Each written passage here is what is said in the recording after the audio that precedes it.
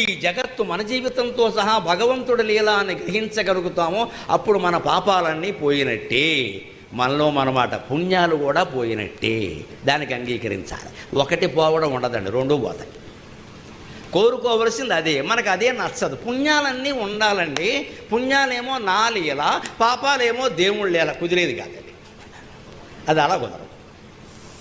మొత్తం పోతాయి. మొత్తం పోయినప్పుడే మనిషి ఆనందంగా ఉంటాడు. ఎందుకంటే పసిపిల్లాన్ని చూడండి మీరు, ఎందుకంత ఆనందంగా ఉంటాడు పసిపిల్లాడు. నిర్ద్వంద్వో బాలవద్ధీమాం ఏవమేవ వ్యవస్థితక అష్టావక్ర గీతలో చెబుతాడు. బాలుళ్ళా బతుకు, బాలుళ్ళా బతుకు, బాలుళ్ళా బతుకు అంటాడు. చిన్నపిల్లలు చూడండి, ఇందాక వచ్చిన పిల్లలు లాంటి వాళ్ళు ఎంత నిర్మలంగా ఉంటారండి. ఎప్పుడూ ఆనందంగానే ఉంటారు. వాడికి కావలసిన చాక్లెట్ ఏదో వాడికి వారేస్తే 2 గంటలు మన జోలికి రాడు.